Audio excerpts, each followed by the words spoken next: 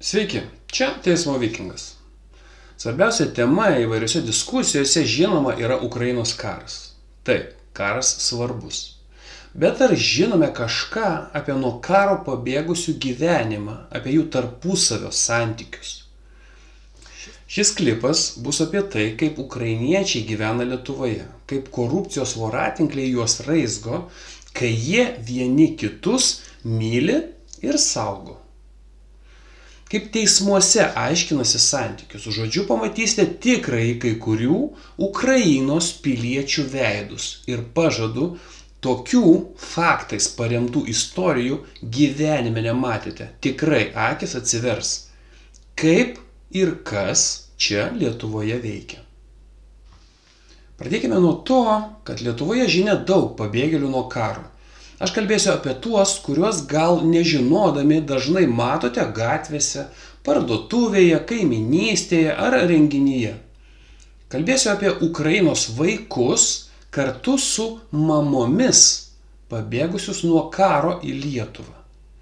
Tikriausiai sutiksite, kad tai labiausiai nuskriausta Ukrainos visuomenės dalis. Jiems visiems sunku ir jiems reikia padėti. Kalba eis apie tarptautinę Ukrainos mokyklą ir jos filialus Lietuvoje. Čia mokosi daug vaikų pabėgusių nuo karo, o juos mokina Ukrainos mokytojai. Mokyklos įkurtos Klaipėdoje, Šiauliuose, Kaune ir Vilniuje. Kūrėsi ir kitose miestuose. Jei pažiūrėsime rekvizitai LT, ten informacija apie tai, kad joje dirba beveik 250 darbuotojų. Kokiagi problema iškilo šioje mokykloje? Viskas paprasta. Tiesiog ukrainiečių mokytojai dirba negaudami algų. Apie tai rašo ir rekvizituose lankytojas Karolis. Štai, nemoka darbuotojams atlyginimų jau 3 mėnesiai. Žinote, kaip matote, 2023 vasario mėnuo. Ir štai Kauno diena straipsnis tų pačių metų, tik jau gruodžio mėnesį. Vadinasi, šios mokyklos mokytojai negauna atlyginimo nuolat. Aš kai tai išgirdau, dar atsimenu pagalvojau. Kaip taip? Juk jie pabėgėliai ir mes, Lietuva, nuolat deklaruoja meilę ir palaikymą Ukrainai. Remiam pinigais, koncertais, plakatais, laidom per televizijas ir susitikimai su prezidentu. Atvyksta vaikučiai su mokytojom, o mes nesugebam net jų paremti. Keista. Tada galvojau aš. Čia aš taip mąsčiau, kai nieko apie tai nežinojau. Bet kokia buvo mano nuostaba, kai sužinojau, kad mokytojus apvaginėja jų pačių tautiečiai. Taip, patys ukrainiečiai. Jei galima taip pasakyti, vagia iš savų. Garantuoju, nesitikėjote tokio posakio. Aš taip pat. Bet pats tapau įvykių sūkurį. Ir kokiu būdu? Paprasta. Į mano vadovaujamą profsąjungą Mangust, apie kurią jau žinote, įstojo 14 mokytojų iš šios mokyklos ir viską man papasakojo. Tai, kai išgirdau, pakirto kojas, negalvojau, kad taip su mokytojais galima elgtis. Bet apie viską iš pradžių.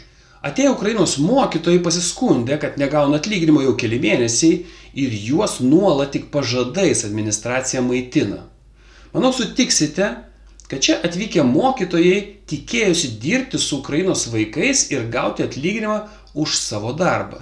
Dirbti virėjom, vairuotojom, padavėjom ar kasininkėm jos nesiruošia. Būtent pagal profesiją ir pašaukimą mokytojom.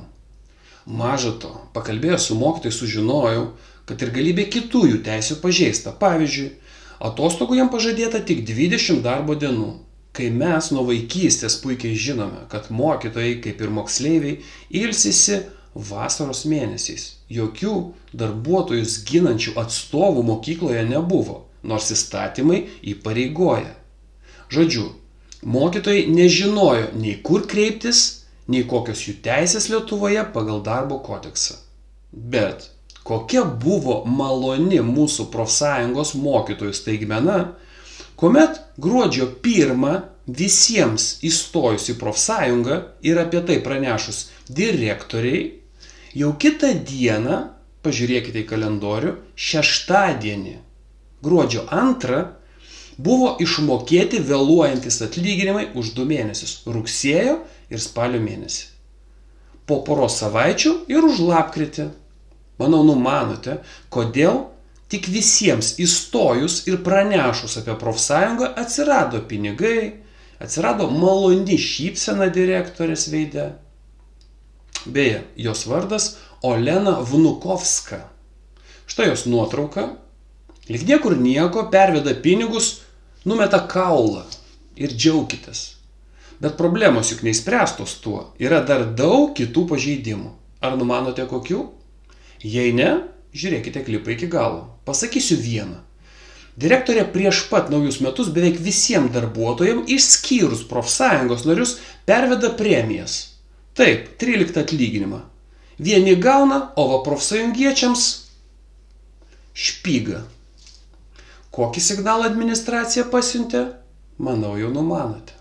Beje, paskaitykime man adresuotą darbo inspekcijos patikrinimo aktą Ukrainos mokykloje. VDI Klaipėdos skyrius profsąjungos pirmininkui Donatui. Dėl informacijos apie patikrinimą. Klaipėdos teritorinis skyrius, toliau VDI Klaipėdos skyrius laikotarpiu nuo 24 sausio 25 iki vasario 22 atliko neplaninį VŠI Tarptautinė Ukrainos mokykla Klaipėdos filialo patikrinimą. Jie atliko vyr darbo inspektorė Asta Žvaliauskienė ir Dovilė Pranauskienė. Nustatyta, jog įstaigos Klaipėdos filialo darbuotojams, kurie nėra profesinių sąjungų nariai, atkreipiu dėmesį, priskaičiuoti ir išmokėti priedai premijos prie atlyginimų už 23 gerus darbo rezultatus. Skyriaus vedėjas Vytautas Ročys. Manau, komentarų nereikia. Matote patys išvadą. Darbuotojams, kurie nėra profesinių sąjungų nariai, priskaičiuoti ir išmokėti priedai prie atlyginimo už gerus rezultatus.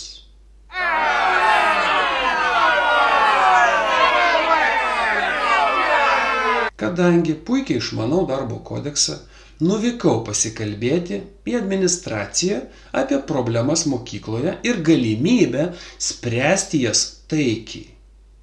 Kas mane stebi jau senai, puikiai žinote, kad visada savo priešininkams duodu šansą pasitaisyti ir problemas spręsti be teisinių priemonių. Teisėsaugos, inspekcijų, teismų komisijų. Tai štai, nuėjus į mokyklą Vilniuje, nes ten administracija įsikūrusi, susitikau su atstovais. Tik ne su direktorė.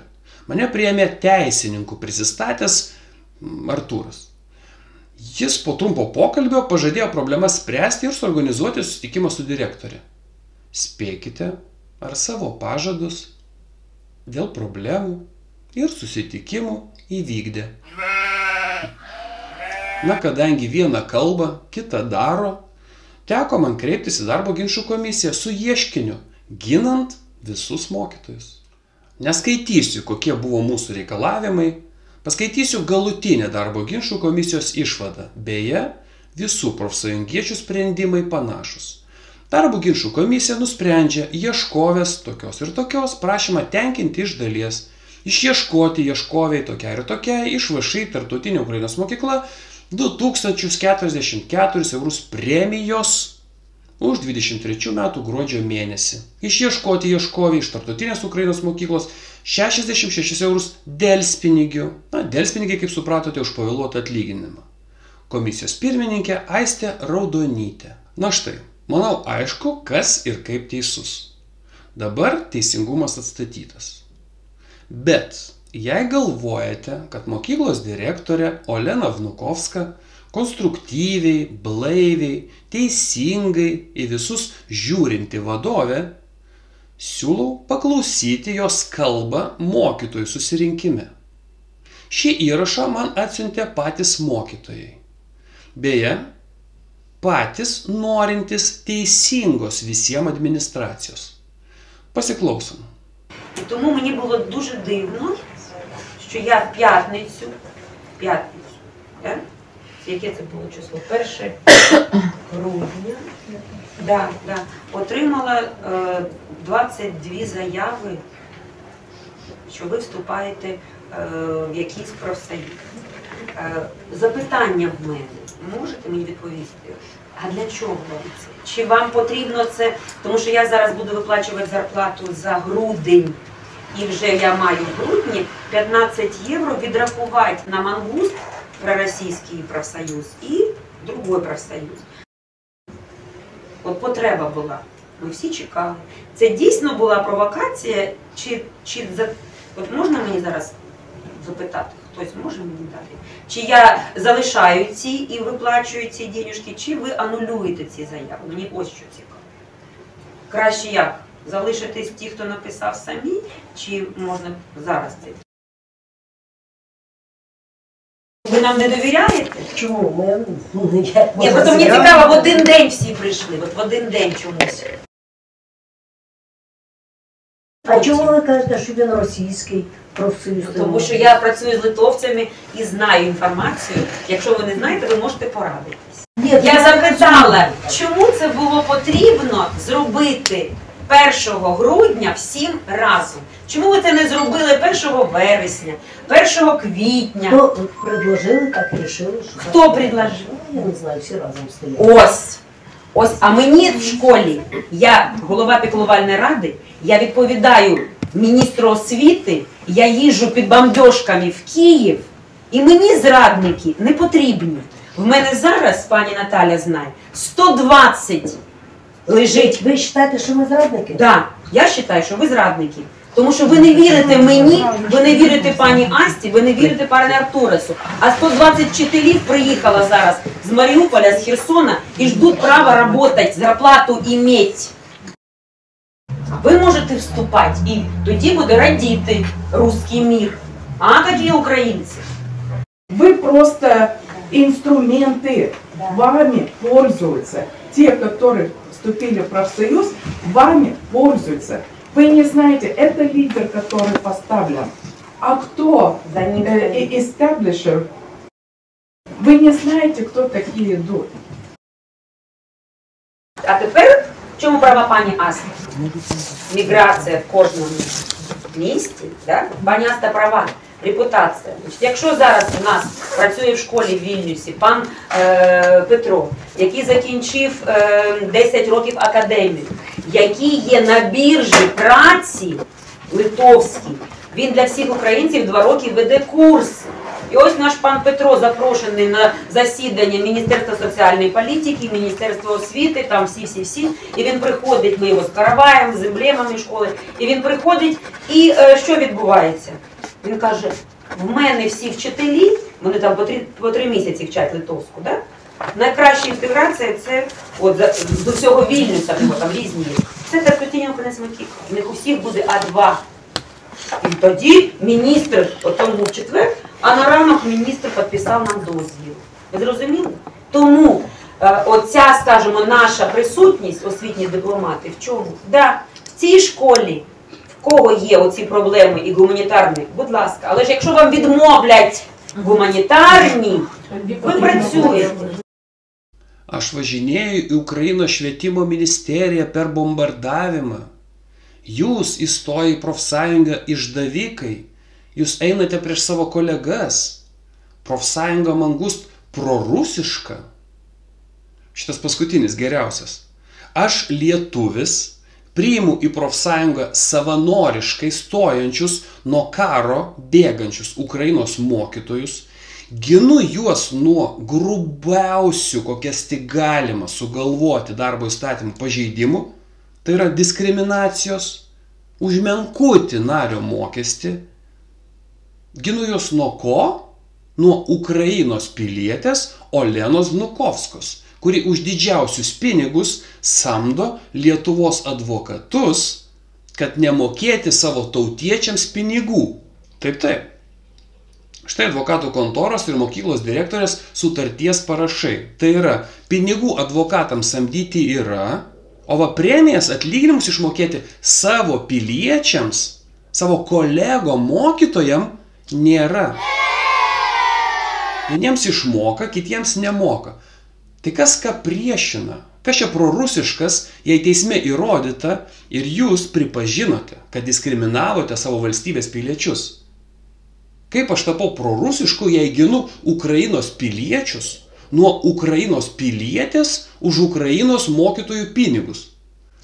Gal galite atsakyti, Olena? Žinote, kame paradoksas? Premijuoti buvo net asmenys, kurie vos kelis mėnesius įdarbinti. Kažkokie techniniai darbuotojai, o mokytojai, kurių dėka ši įmonė dirba ir kurie 2 metus darbuojasi ir kurių dėka geri rezultatai buvo pasiekti, kaip ten buvo parašyta, negauna premijos. Kaip jums logika? Ir dar viena detalė, kuri ir man suspaudė širdį. Įsivaizduokite, yra mokytoja, kuri viena, pabrėžiu, viena augina 3 nepilnamečius vaikus. Jos vyras karo Ukrainoje.